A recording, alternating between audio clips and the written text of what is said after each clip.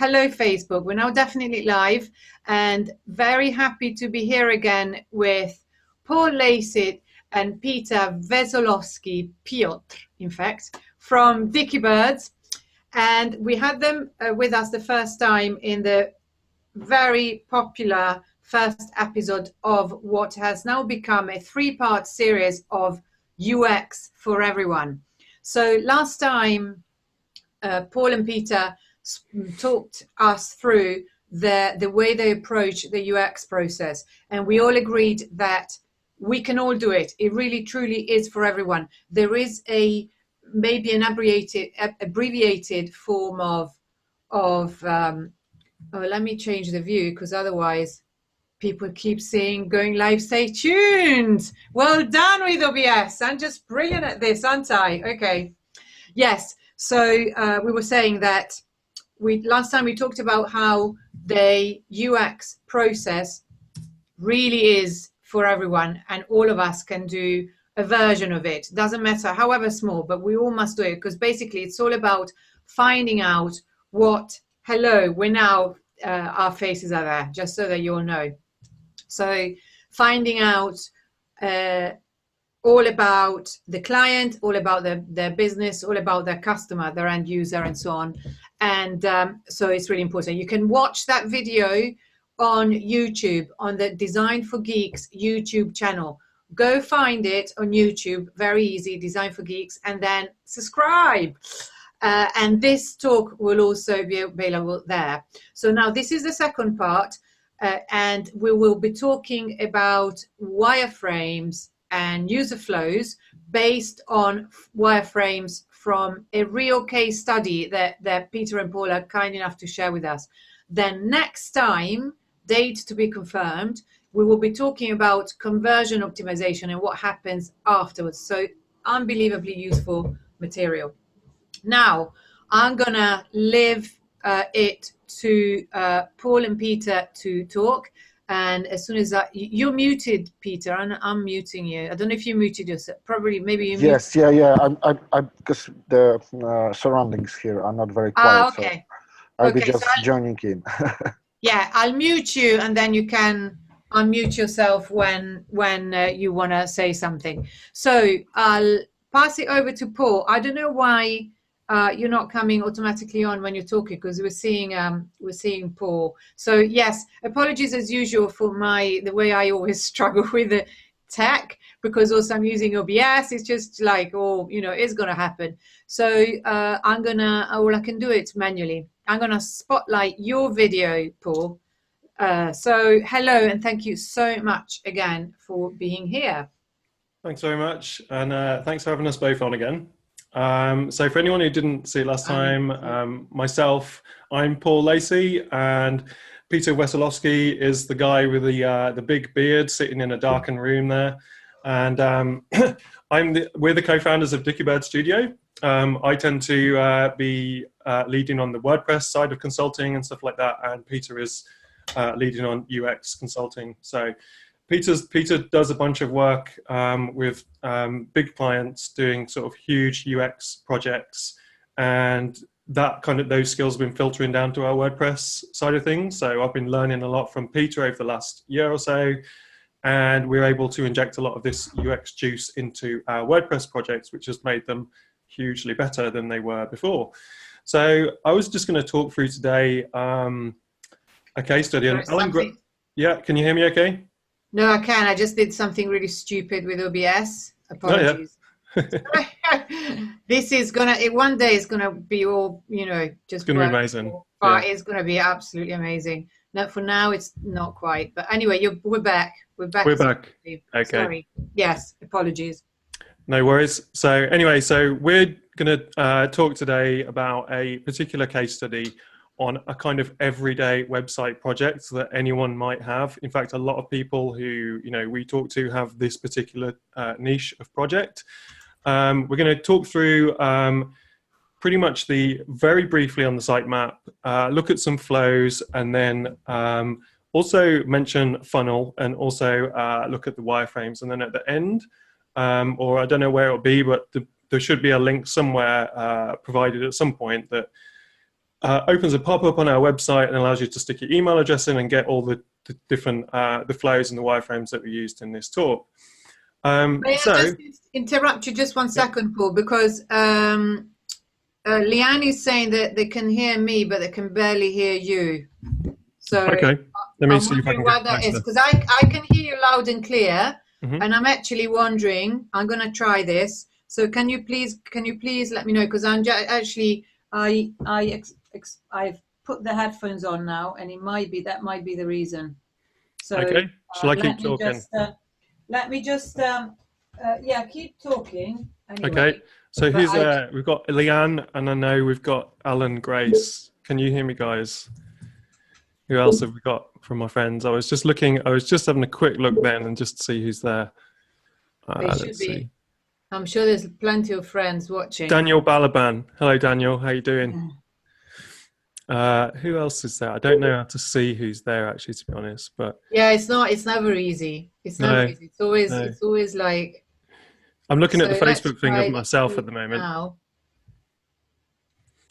Okay, am I any louder now than I was before? Hang on. Okay. Can you please comment, guys? It's always difficult, actually, to even see the comments as they happen, but I did this time. So let's see. And also, if I don't, if I look down, it's because I'm checking my phone and checking the comments. So I don't see any other comment on whether they can hear us or not. So I can only wonder. But okay. I mean, I think you're loud and clear, because I think it was a question of, because I was using the headphones. It could be. Okay. Anyway, so hopefully they'll let us know. There's new comments here. Let me see the new comments. No sound yet. Can't hear him. Okay. Peter sounds like Paul's mic is in the next room. Okay. Paul, you need to talk. Can you try talking now? Yep. Blah, blah, blah. Blah, blah, blah. Blah, blah, blah. Blah, blah, blah, blah, blah. I think I'm coming through your speaker picture as well. Well, that's the way. That's a setup I usually use, and it works. Yeah. And I thought that maybe it was too echoey, so that's why I wore the headphones. But at least they should definitely get the reverberation. Yep. So I'm wondering. I can try switching to a different mic, but this one is normally the best one. No, it sounds great. It sounds great for me. So it's just not getting through to Facebook properly. There's no other comment that I can see. So I don't know. Let's see. So I was like hoping. I was thinking for sure this time it's just going to work. I'm sure now the technology is going to be with us for sure. Yeah. But so no one's said anything else. So we basically don't know. I'll tell you what, I'll just ask Leanne if she's listening. Then I'll just message her on chat. Yeah, message her on chat. Hello. Can you hear us? A webinar isn't a webinar without technical problems. Absolutely, and also it's working now. I got a message from Alan saying it's working. Okay, great. So that was the point. But I have to say, as a consolation, I was watching some really big people doing lives today. One was Mel Robbins, and it was rubbish, and it was like 20 minutes of we live. Oh, can't see that. Amanda Moore, and you couldn't see her face. Like, so I'm not worried. It's fine. I mean, I'm sorry. I wish, because we have our friends from the admin bar, Kyle and Matt. They're always absolutely perfect, and I think they got it now, don't they? I don't know how they do it, but one of them, Matt, is on the technical stuff, and Kyle chats. So I think that's the difference. I need to get my own Matt. But anyway, so yes, please carry on now. Alrighty. So the next challenge will be trying to share the screen. So hopefully that will work. But basically, we've got a client who is a coach. So I know a lot of people have a client who's a life coach or something like that, because that's a really popular sector for the kind of agency size that a lot of us listening or watching are. And to give a little bit of context, I've debranded quite a lot of the stuff that I've done so that it doesn't reveal exactly who this is or anything like that. But basically, she's a kind of life coach and counselor that helps women who suffered emotional abuse from men, usually. So she's got a website. Well, we're building and designing a website. She offers coaching. She's got some courses lined up. She's got some Amazon bestseller books and stuff like that. And she's got some other stuff going on as well. And her main focus, though, is the coaching. So that's the focus of what I was going to talk about today. So just before I share the screens, there's a couple of different user personas, but we're just going to assume the role of just one of them today, the main one that she's aware of, and that is a woman who is perhaps in between 30s and 50s, has split up from their partner, so they're no longer in an abusive relationship. A lot of the time, they're very successful, business people, and they've got great jobs, they've got money, they've got nice cars, all that sort of stuff. But secretly inside, they're kind of broken and they can't get on with their life because of what's happened before. So they're actually quite desperate, but nobody really knows about it, and they're maybe a bit ashamed to talk about it. So they're looking for help. Can I just shortly interrupt, just to say as a brief summing up, because I fear it just got lost in all the technical stuff. So last time we looked at the UX process, and we identified a few things that you need to do in order to really empathize and create a user experience that helps the end user. One of the things that you do is create the ideal customer persona or avatar. You can call it whatever you want. You can have more than one, but generally, if you I'm following at the moment the legendary Dave Foy's No Fear Funnels course, and he says each funnel, one funnel, one product. So I imagine one funnel, also one ideal customer. You don't do more than one.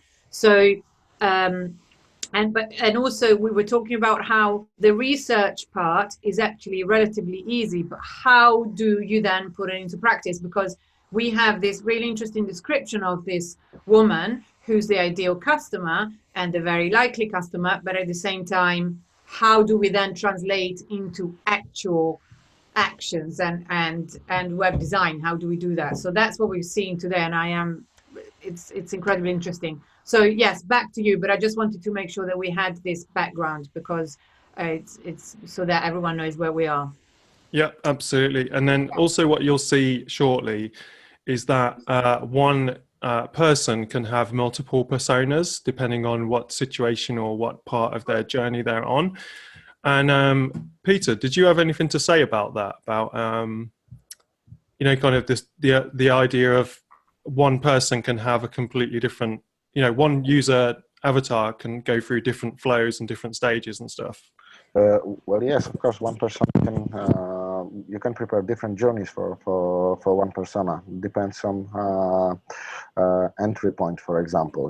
Depends on is this first visit or second visit, or for example, if it's a visit from the link from the email campaign, it will be all different. But the one thing is, when you are using personas, it's good to call them by names. So it helps to think about persona like about a real human being.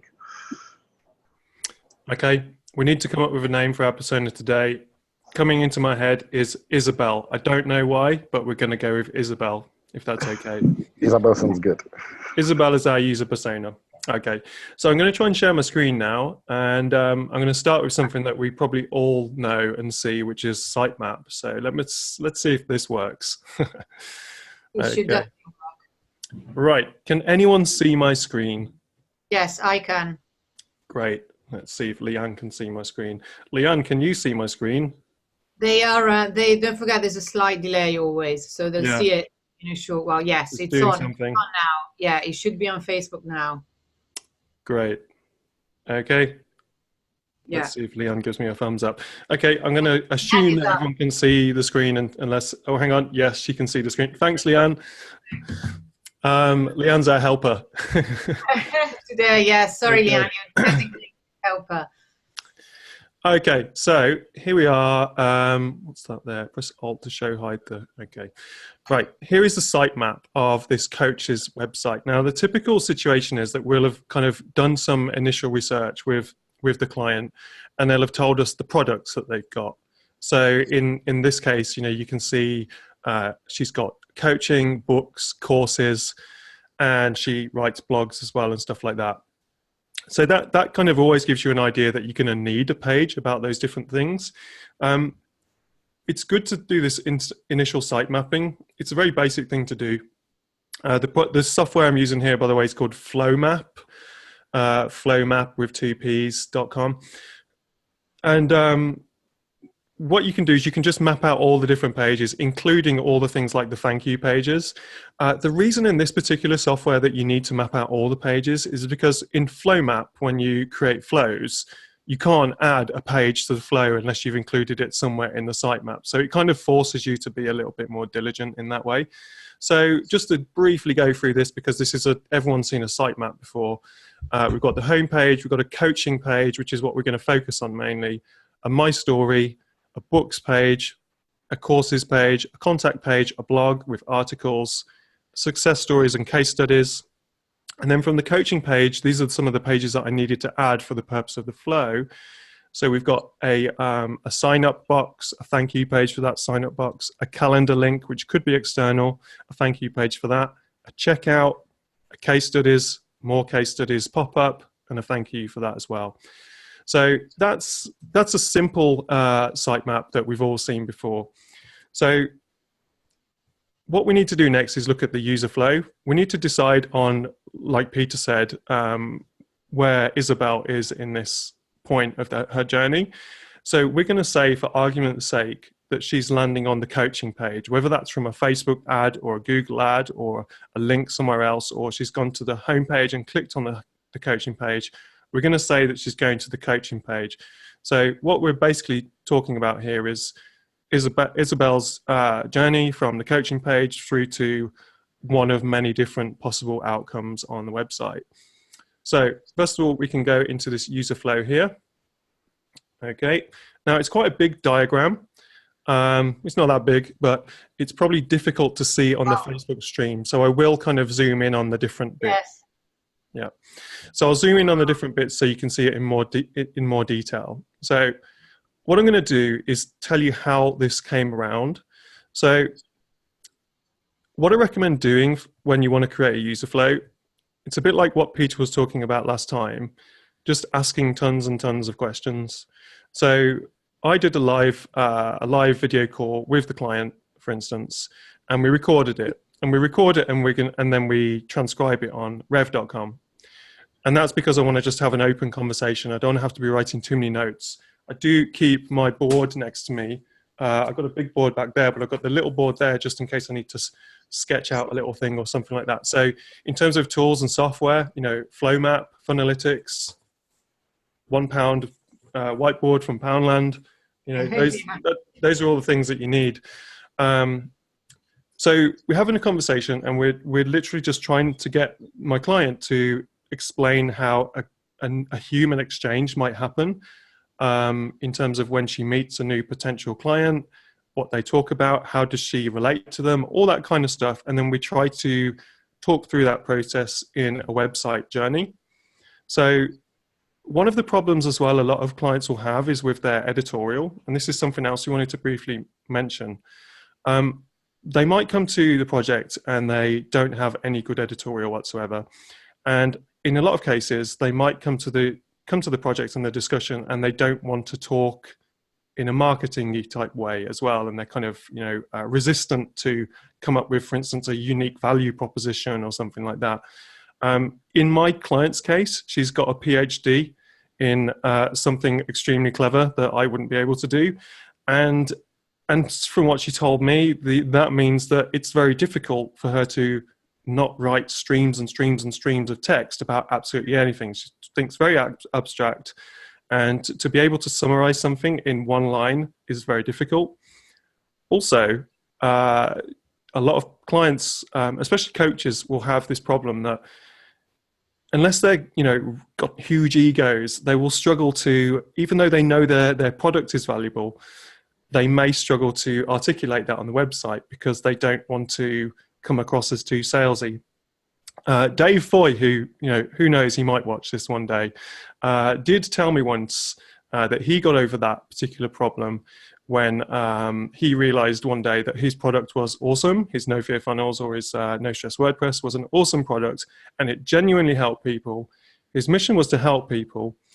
And as a result, if he could get his head around writing sales copy on his website, it would sell more of his product, which would help more people, which is exactly what I said to, I relayed that to our client, and there we go. We had a UVP, unique value proposition, within 5 minutes. And then the rest of the conversation just flowed because it just got over that barrier of the kind of worrying about, should I talk like this or not? You know what Mike Killen calls it? He says that you have a moral obligation to sell to your customers. You have a moral obligation, which I find great. So yes. Yep.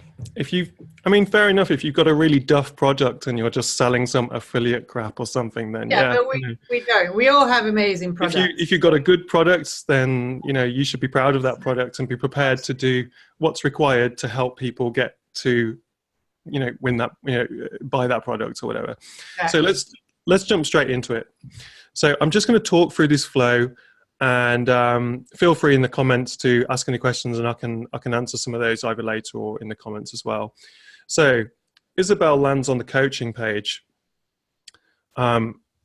Isabel's problem and the unique value proposition align. We don't know at this point what the unique value proposition is, but from talking to my client, she says, one of the first things that people want to do is to know that the person they're talking to or the website they're looking at understands their problem, understands that on the surface they seem okay, but maybe they're not underneath.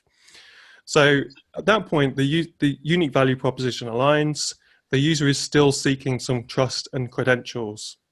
So we want Isabel to see, and Isabel will see, some trust factors, whether that's, appeared in here, got a PhD or done this, or some testimonials, something like that. And some credentials to know that this person isn't just another coach. In this industry, we have a new web designer every day and we have a new life coach every day. And I'm not sure which industry is growing faster and, growing and shrinking at the same time. So these people have got a serious problem. This isn't just that they want to have a better job. This is that their life has been seriously affected. So they're not going to trust anyone. So trust factors is a big thing. So they go to the website, they align with the unique value proposition, and they align themselves with the trust and trust factors and credentials. At this point, a lot of things that you'll see when you see someone do a funnel design is that the funnel design is extremely optimistic. So you'll see a funnel design, it will be user goes to web page, user clicks buy button, they go here, they are on email campaign, blah, blah, blah. They then click this, they buy something else, then they buy something else, and then, and there's £1 million at the end, and then, you just got to put some traffic through this and it's all going to work out fine. So that's one of the problems with funnel diagrams if they're not, if you're not too careful when you're designing a funnel diagram for a client or for yourself. You've got to understand that the user, Isabel, might have come to this website for the first time, and it's the first time that she's actually decided to even face that she's actually got this problem. So, by the way, I'm getting all this stuff from what my client told me. So this isn't my own knowledge. This is what she's told me about the user persona, Isabel. So is Isabel ready to actually buy what's for sale here, to buy some coaching? Is she ready to book an initial chat, which doesn't cost anything? Yeah. I just want to say quickly that this is such an important point, specifically, of course, for this particular situation, which is very, very delicate. But in my case, for instance, in a case right now for me, that I'm building a funnel for a client who's a very boutique travel agency doing a very specific type of trips. And what we've been saying is, it's really not likely that someone who comes to your website is going to immediately buy the trip. Not only that, but also the way they operate, they don't sell anything on their website. They're only interested in leads, because no one can buy directly. They need to always speak. They need to talk. Even if they have products that are not necessarily completely bespoke, they always need to speak beforehand. So the fact that the user may not feel ready for action is very, very important, even in cases not as specifically delicate as, abused women who have a past as in an abusive relationship. And you always have to consider that. You always have to give people enough options. And I'm really curious to see how you've resolved it, because I need to resolve it now. So it's perfect for me. Yep. So is Isabel ready to jump into action and book a free initial chat? Probably not. Let's just say it's the first time that she's come to the website and she just wants to find out a little bit more at the moment. So no, she's not ready to book a free initial chat. So we go down the user journey of no. At this point, she might leave the website, she might bounce off, but let's just assume that she doesn't. So what might she do? There's a secondary call to action apart from booking the free initial chat, which is to sign up for some simple tips. And it's an email course. It's a 5 email, drip sequence that, gives every day, gives a different useful message. There's no obligation to buy anything. She hasn't got to talk to my client yet. She can just download that. And what my client says is that this call to action needs to make sure that it identifies and it solves the problem, or at least it solves the beginning of the problem for Isabel. Now we'll get to what exactly those words would be in the wireframe, but for now, Isabel sees some text on the secondary call to action that she feels happy to engage with. She doesn't want to book a call yet. She's not ready to talk about it. She doesn't know my client well enough yet. She hasn't built that rapport yet. So she'll either scroll down the page or she'll click on the secondary call to action. Either way, it pushes her down the page. Anyway, that's the idea. So she goes down the page, she sees some more initial trust factors, and then she sees the email course. She also sees a particular message that is very identifiable with her. So she's seen the unique value proposition. Now she's seen some particular messaging that is very encouraging and basically saying, I totally understand how you feel. Okay. So she decides to sign up for the Simple Tips email course, and she goes to the thank you page. So you can see this in the flow here. So she's on the thank you page, and on that thank you page, she should probably get some further encouragement. Well done for taking your first step, that kind of stuff. So Isabel lands on the thank you page. She's congratulated for making that first step. She's made what Dave Foy would call a micro conversion, and there she is on the thank you page, and she's going to get an email next. So she's going to get a bunch of different emails. Okay. And here is the email sequence showed in the flow here. Now, what we're going to do now is just very quickly assume that someone came to the site and they were totally ready to do it. Actually, I've changed my mind. I don't want to do that. I want to now go to back to Isabella, who's got the email sequence. So here she is on the email sequence. Okay. Now, the flow that I'm going to show you in a minute pretty much mimics the rest of this bit here, but with a few key differences. That's why we don't need to look at this one on the other flow, because the user Isabella goes down that route anyway. So she's got this email sequence, which is one of those typical kind of simple 5 email sequences that gives us some advice and builds rapport. Okay, so this is that situation where Isabella has got gone away from the website now. She's maybe on day 4 of the email sequence, and she's starting to feel a kind of affinity with the coach, and maybe she's even replied to one of the emails, because these email sequences tend to encourage you to feel free to reply at any point. Maybe she's replied and had a response, and she's starting to think about revisiting the website. And there's always a nice little call to action in all of these emails. So Isabel comes back to the website, this time from a link in the email. So here she is here. This box here shows revisiting from a link in the email. Let's see if I can zoom in anymore. No, I can't zoom in anymore. So just to zoom out on this so you can see this one here, this is what this one's going to look like. Okay. Now, here's the thing that a lot of people aren't doing, but thanks to technology that's like readily available to us now and wasn't really, say a year ago or something, we can do it now. So all the links in the email have a URL parameter that tells our website that this person has come from the email drip campaign. So we know this is Isabella or Dominique or someone else. I don't know, I'm coming up with these names. This is coming back from the email drip campaign. So as a result, we're able to personalize the website a little bit to match her experience, so that she's not going through the same sequence of, why would we want to show her a call to action about joining a 5-day email drip campaign when she's already on the 5-day email drip campaign?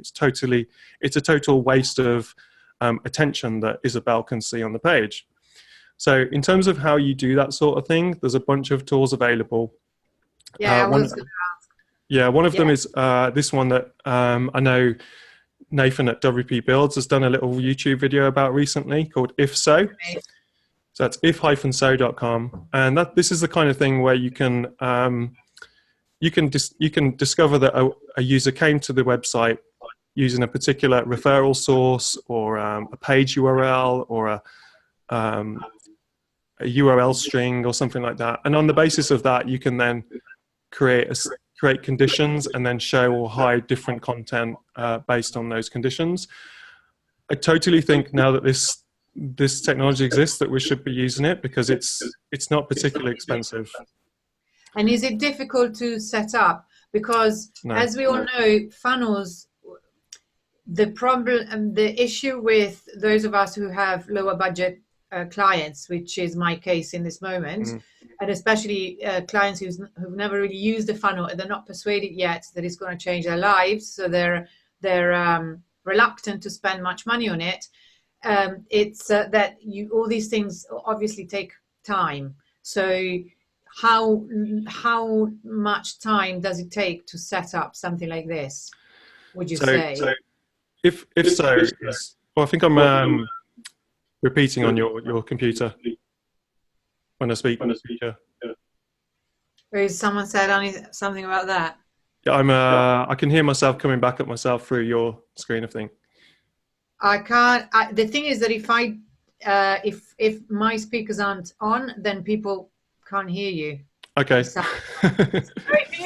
it's okay now. It must be really annoying. No, it's okay. No, it seems to have stopped.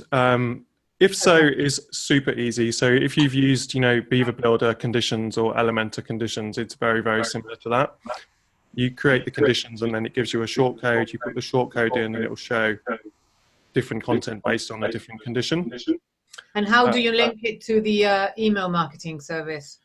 Well, basically with If So or some of the other products, it would detect that the link from your email had, for instance, !return visitor or something on the link. So in your email software, you would make sure that there was something identifiable in the URL parameter.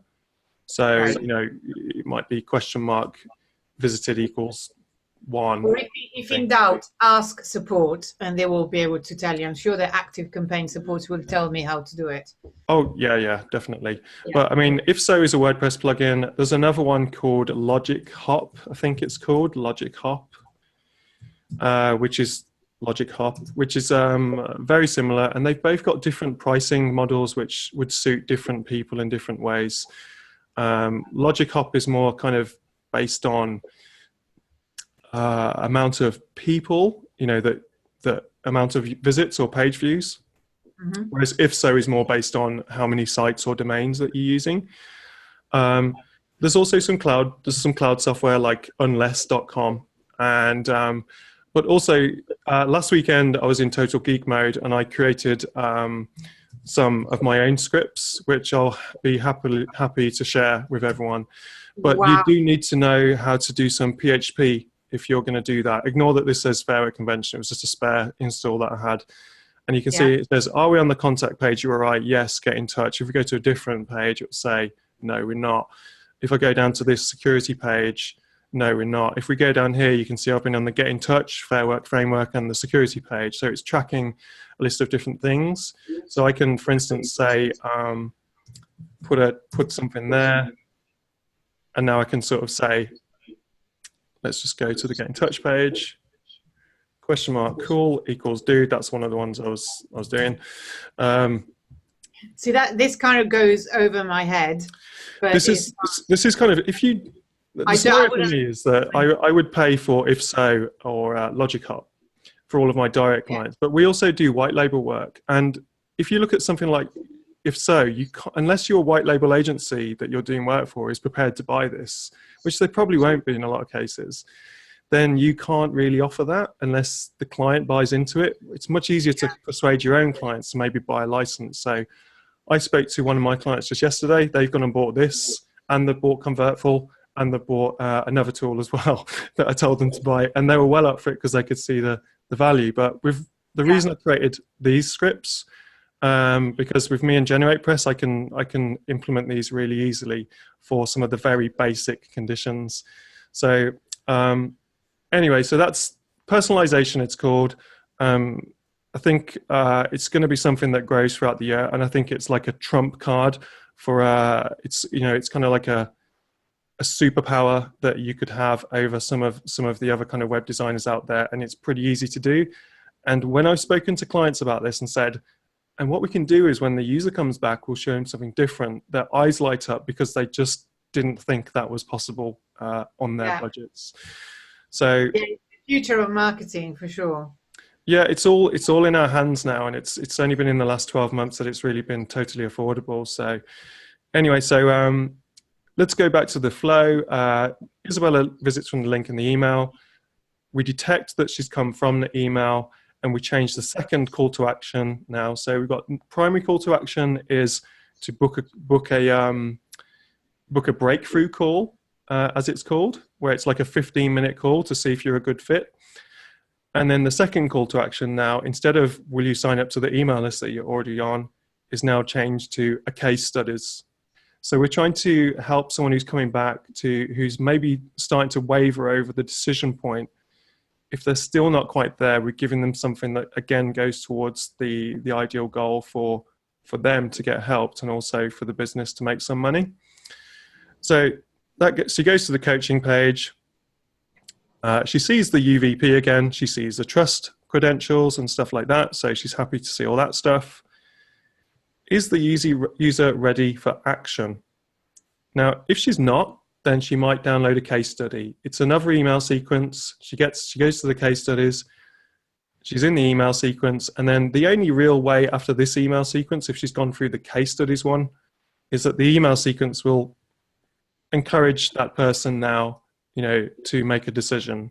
There's no more things that my client can tell Isabel or show Isabel to help her persuade without actually having a conversation with her. So last time, the email sequence was trying to get them back to the website. Now it's specifically talking about booking a free initial chat. So one way or another, unless Isabel decides to get out of the funnel at this point, the next step is to book an initial free chat with the coach. So that's where we are here. So you can see different routes lead to there. So if I zoom out of this again, you can see here's them coming in the email sequence. They see the customized content. Are they ready for action? No. And then finally, they are ready for action one way or another, or they leave the funnel. So then just to clarify to whoever is watching, this is a different flow. We were looking at the flow beforehand. It was like the first time visitor or a visitor, and this is a visit from the email course. That's right. Fantastic. This is the first time visitor, and then if we switch to the one, this is the visitor coming in from the free email course. Nice. Okay, so we go to the thank you page. So they've booked a free initial chat. Isabel is on the thank you page. Again, she's getting great encouragement for doing that because it is a great thing that she's done that. She gets a personal email from the coach to build further support. She also receives a simple case study, unless she's already tagged as having received that in an email marketing system. Now, don't worry about how that's done. This is kind of more advanced stuff at this point, but if there's a will, there's a way. So if you come up with the way, it's not difficult to, ask around in all the Facebook groups that we hang around in and find out how you would maybe do that sort of thing. There's always someone who knows a lot about email marketing. Absolutely. Yeah. So they get the report email because at this point, the coach is concerned about Isabel, that Isabel might cancel the call. She might bottle it at the end and be kind of like, I'm not ready to speak to someone about this yet. So we need to take that into account. So Isabel is going through a complete journey at this point, and that is where the funnel is a bit different than the user journey, because the funnel is tending to talk about, numbers and figures and sales, whereas the user journey is more kind of trying to take it from the point of view of Isabel to help her get through to the ideal scenario, which is to get help. Okay, so does she keep the booking? No, she cancels the booking. So right. Isabel, she's not ready yet. She's bottled it. She was busy one day and just felt, I can't deal with this today. I don't want to talk to anyone about it. I'm too upset. So she gets a nice email from the coach that is very encouraging, doesn't tell her off about it or whatever, and just says, hey, I understand. Let's rebook it. And then sends a calendar link, and it's an action to book it. So eventually, unless she keeps cancelling it, which she can't do anything about, she takes the call. And here we are, we're on the Skype call. And the Skype call, does it go well? Probably is going to go well. But maybe they decide either one of them are a good fit or a not good fit, because that's important, It's also a question of timing. Yeah, right. And prices and costs and all those different things would be sort of found out in there. If they are a good fit, then fantastic. Let's book some coaching in now. We've decided we like each other. The whole no like trust thing has happened. Isabel knows the coach better than the coach knows Isabel, because she's had so many touch points with her throughout the sequence and throughout the user journey, that she's ready to pay for some coaching for 3 months and see how that goes. If she's not a good fit, it's no problem. She can give her some advice and tell her maybe check out some of the books that she's written and maybe come back in 6 months' time. She might just not be ready for it yet. So that's the end of the user flow for Isabel. It obviously goes on a lot longer than that, but in terms of the sites that we do, with our kind of clients and stuff, not the kind of stuff that Peter does. Peter will have a diagram that is bigger than this for just this section here in the clients that he's working with. But with our kind of WordPress sites, what we're trying to do really at the end of the day is we want to minimize our revisions, right? We want to get it done as quick as possible for them. We want them to think it was a great project and recommend us to other people. And we want it to work.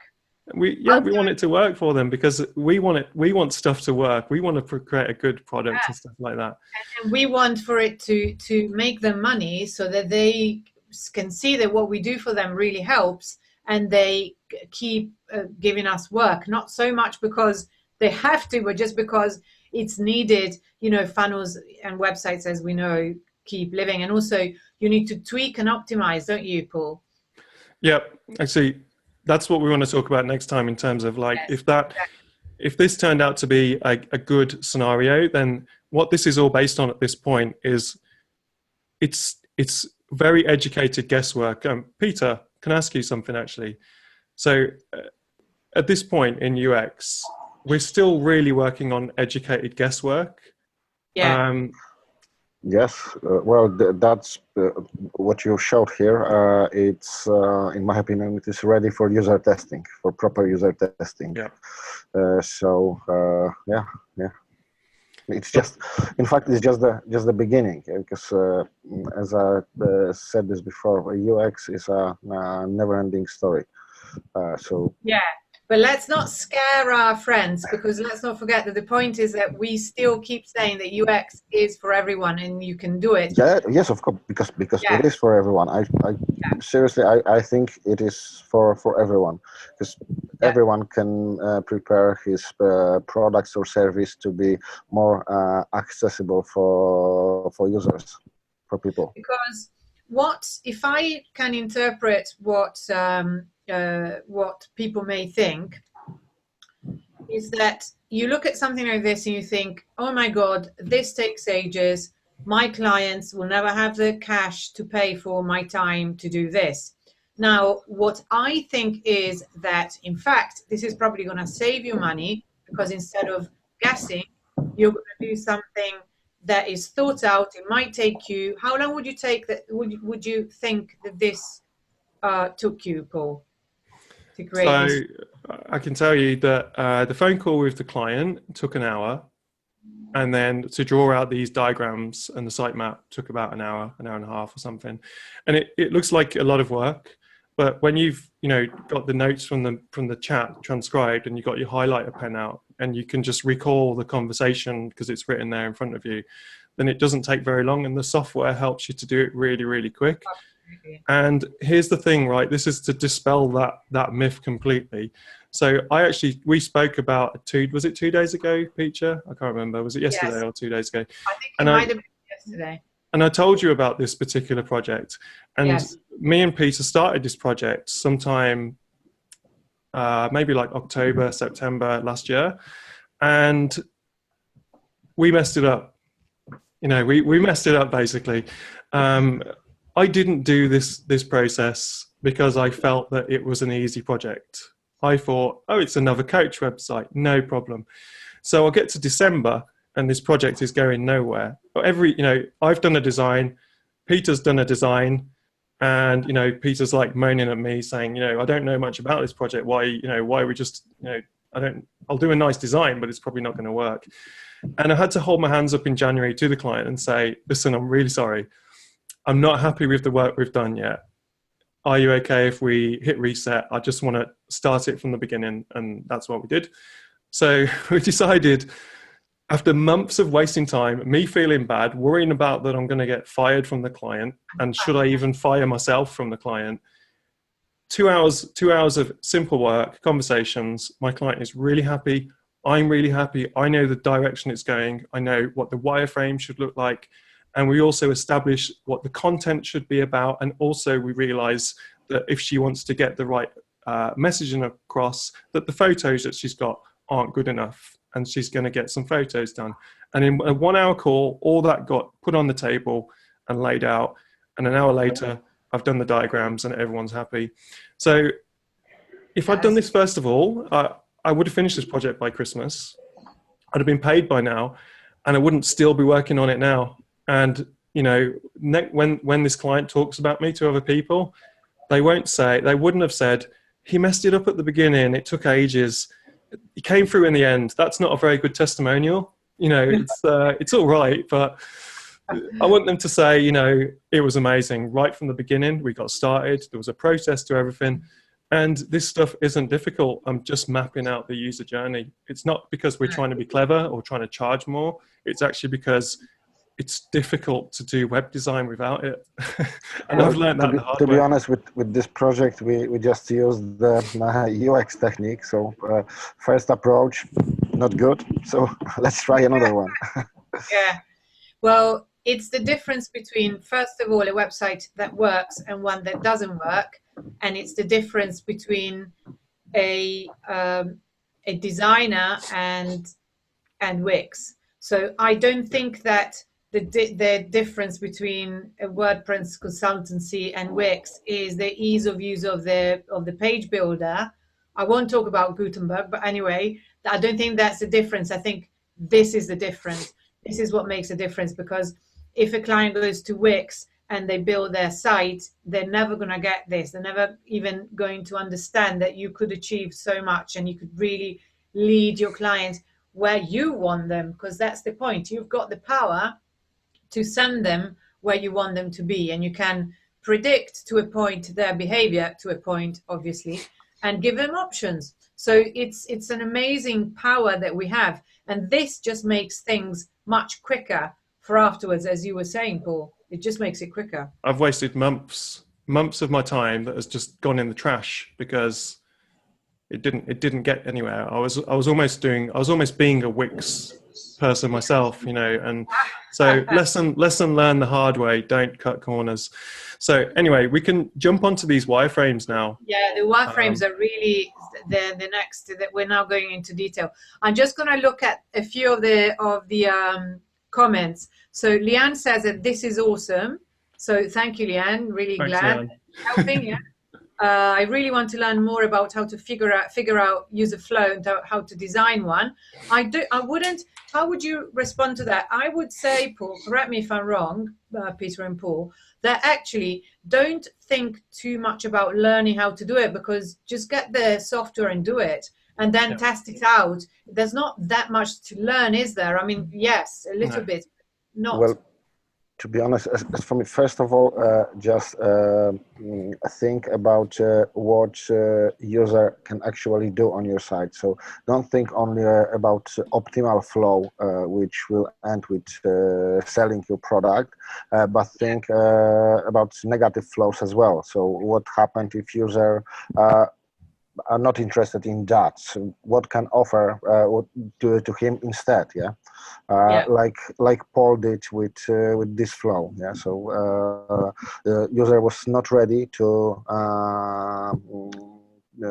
take a consultancy course, so we offer Something else.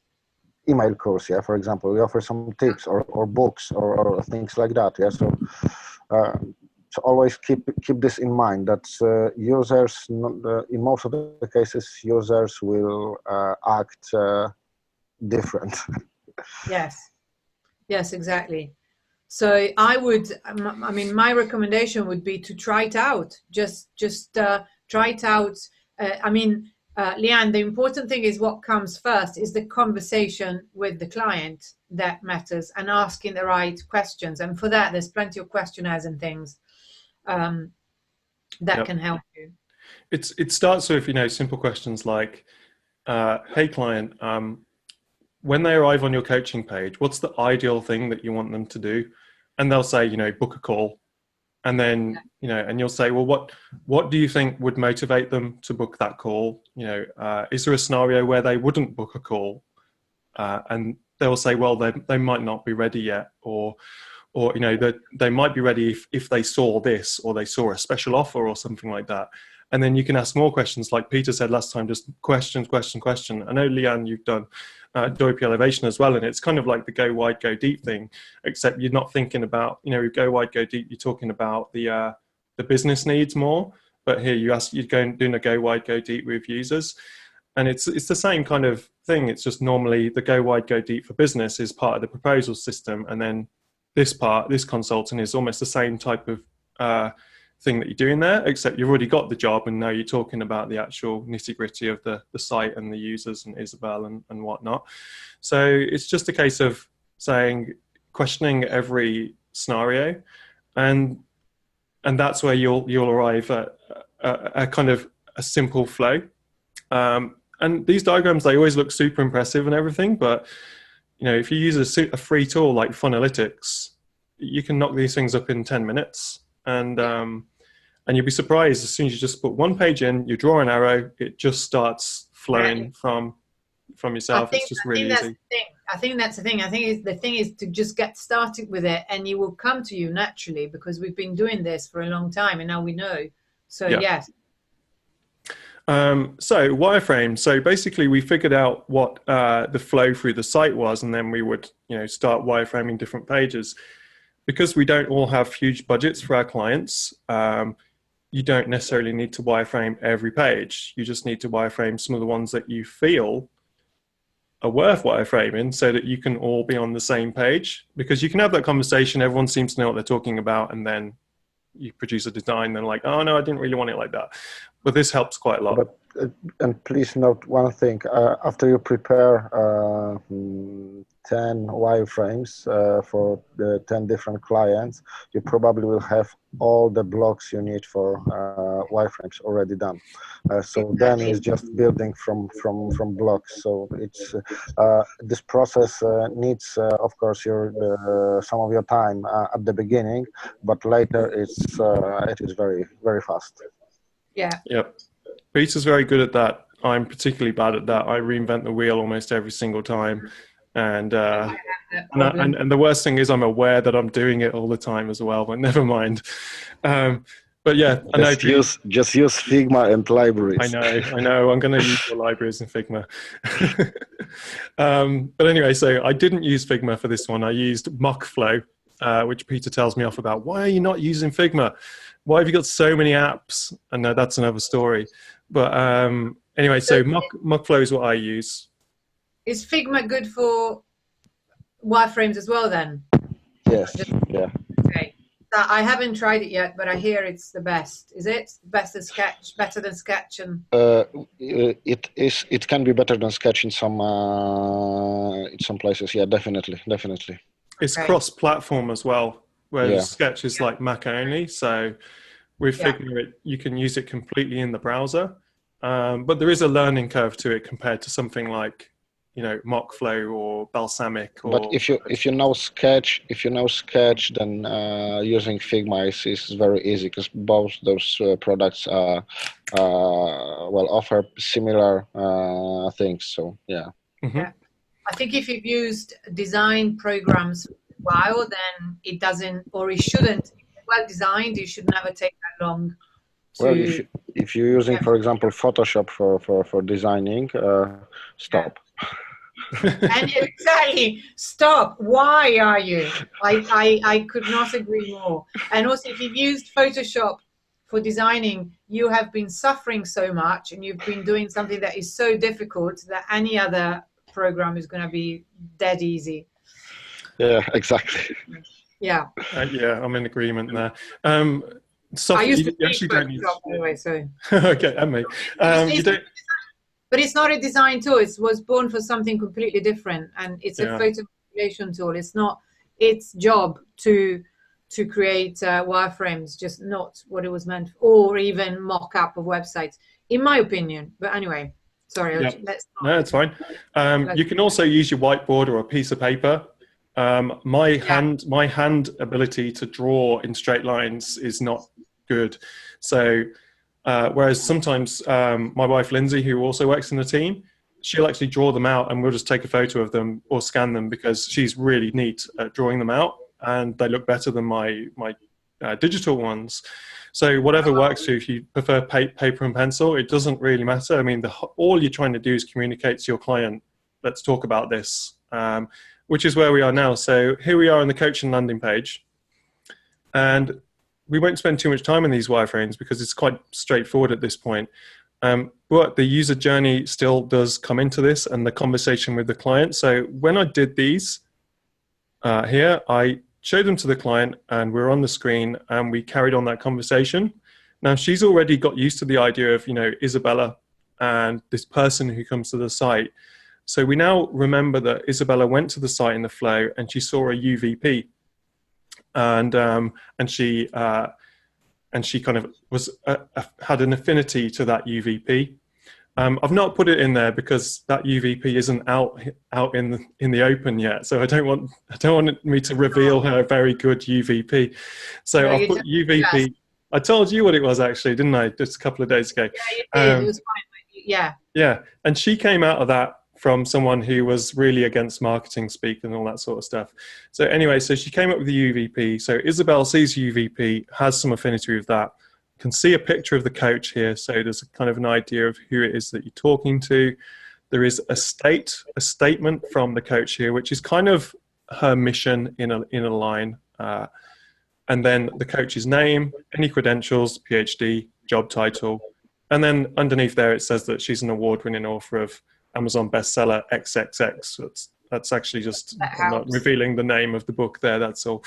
Then you've got your primary call to action for those that are ready to do it. A lot of them won't be, but it's just to put in the mind of people that that is the thing that you would ideally do. Book your breakthrough session, or, and she came up with this as well, do you blame yourself? So that's the secondary call to action. I'm not ready to book it, but do you blame yourself? Because she told me that is what everyone says. They all can't get it out of their minds that it's their fault. They think it's their fault. So do you blame yourself? By the way, here's the featured in logos, you know, different newspapers and all that sort of thing. So at the top, you can get the idea of the UVP, the couple of call to actions, the photo showing who you're talking to, the mission, the credentials, and the featured in. So you see a lot of pages like this, and I guess that's why, you know, it's a popular layout. So they either click on the do you blame yourself, like we said in the flow, or they scroll down and then they get the answer to that call to action, whether they saw it or not.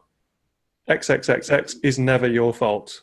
And then we talked through what would someone want to hear at this point, and they need to hear that they are kind of being understood. So I'm XXX, I'm committed to helping XXX, and then the reason. And then it says at the end, it was never your fault. At this point, you've got the secondary call to action, but you've also got the primary is now switched around to the secondary. So we're just trying to funnel people in that particular direction. They still might want to explore more. Why should you listen to me? So this is a typical landing page structure now at this point. This is the, you know, you've got the UVP, the show the credentials, get an affinity with the user. Then if they're still not ready, why should you listen to me? Give some more reasons and stuff like that. And then you've got the secondary call to action again and the primary. Testimonials. It's a little call to action here. Oh, yeah. Hello. I just have a question about the primary and secondary call to action. So I completely understand that, and I even find it necessary. But how does that work with instead the idea of one funnel, one offer, one product, just one thing, not to get distractions? How does that work? It's basically kind of like, here's the highway and here's the scenic route. Okay. So that's the best way I can think to describe it. Yeah. It's all going in the same direction. It's just knowing that someone who's clicking this button, if you kind of were to break up someone's stages into, you know, 5 stages, I won't name what they are because I don't know what they are, 5 stages of being ready to go and make a big step to book a call. Someone who's ready to that is like stage 4, whereas someone who might be clicking on here is stage 1, stage 2, they're not quite ready yet. So it's basically making sure that the page has the options at this point for all the different users at whatever stage they're at. There's something for everyone here.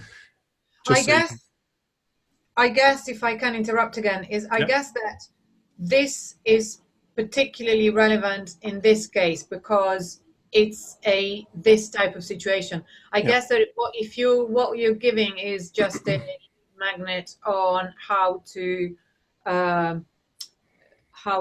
damp proof your walls, then you've only got one because people are not losing, you know, there's nothing much at stake.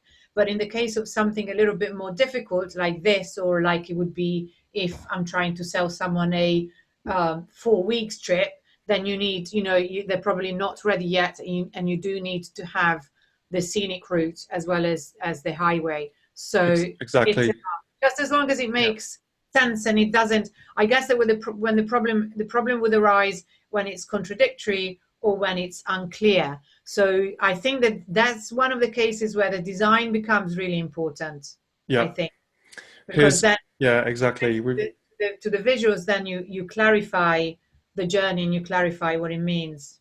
That's it. I'm working with a client at the moment, and we are, we just build stuff that their marketing agency do for them. So I'm trying to sneak in and kind of say, you know, I don't think that the user experience and the funnel is working very well here because there's these landing pages and they're kind of like, you know, download the thing, contact us, get the free thing, get the other thing, click this, book a demo. And if you take it, and I spoke to this client the other day and I said, what is the primary thing you want them to do? Book a demo. That's basically what we want them to do. So you could click on any of the other things and you would end up on some other page and the book a demo thing had gone. So, Yeah. that's that thing about, one funnel, one flow, one.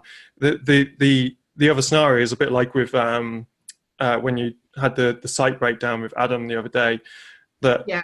there was 2 call to actions and they were going in the same direction, but Yeah. so there were, so there was one thing, and then, and you kind of correctly kind of stated how some of the text should change on those to make sure people understand they are going in that direction. So For those who don't know, who didn't see it, I do also live reviews of people who would like their site assessed, and we were looking at Adam Lacey's great new website for his new product, which is called Split Hero. It's about split testing, and he had 2 calls to action, so we made that consideration. Yeah. Exactly. So in this scenario, that's the justification, and that's what Peter will always say to you. When you are doing UX design, you need to be able to back up your ideas. So if someone gives you a question, if your answer is, I copied it from another website, like what my ideas would have been some years ago, then it's not ideal. Basically, this is what is the kind of underlying principle of whatever, all my talks or whatever I talk about, or is that you need to have good reasons. Just always have the answer, and always do something for a reason. Even if a button is red instead of green, you need to have a reason for that. And also, interestingly, Belinda White says that they do this process loads on projects, and it works a treat and always essential. So yes, very highly recommended. And perfectly possible for anyone, even on a £1,000, €1,000 website, $1,000 website, you should still do it. It's going to help you. Yep. Ideally, you'd have some kind of almost turnkey user scenarios for different. If you're doing that is why people can do projects at a lower price and still be quite profitable rather than struggling when they've got a niche, because they're using the same user journey over and over again, because the user personas for a hair salon is the same every time. So they've got it nailed. That's why they've got a better solution than someone who comes to a project with €1,000 and hasn't done one before. Yes, they're at a great advantage. So, and as you know, Piccia, we saw a really good example of that in Dave Foy's group just yesterday. I won't say what it was, but the 20% conversion rate on Facebook campaigns from cold outreach because the funnel was so good. And that was legit. I really like that. We can't really say what that is, but it just proves that it can be done. So anyway, this is the wireframe. As we went through the page, I was asking her, what do you think they should hear at this point? What does Isabel want to read at this point from your experience? I don't know. I can't just look at another coach's website and say that they say this.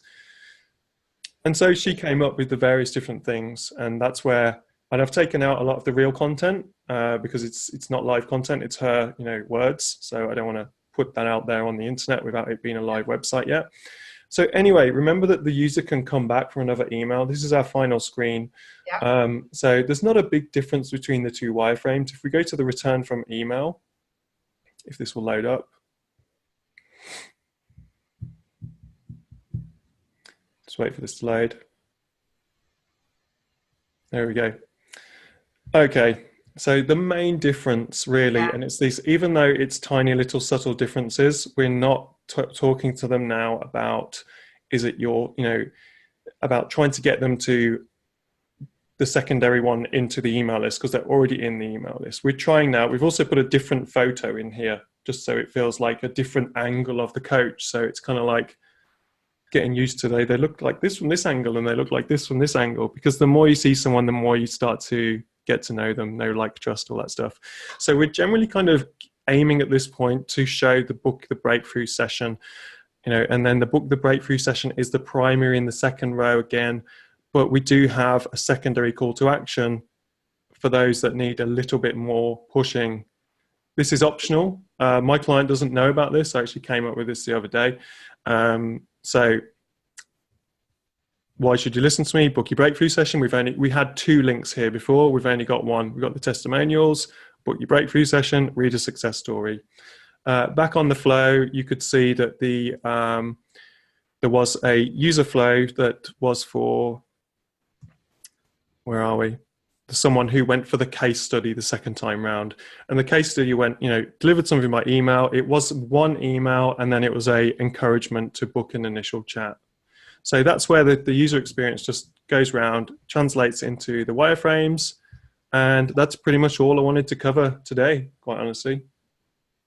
That's fantastic. That's just brilliant. Also to have seen how you go from the abstract or the questions, and then you go into creating something that feels really real. And then basically once you have this, the website is done. The actual design bit is very, very fast, isn't it? Peter, you were saying that that it's quite quick to design after you've got all this. Yeah, with wireframes like that, well, I would probably need an hour or something.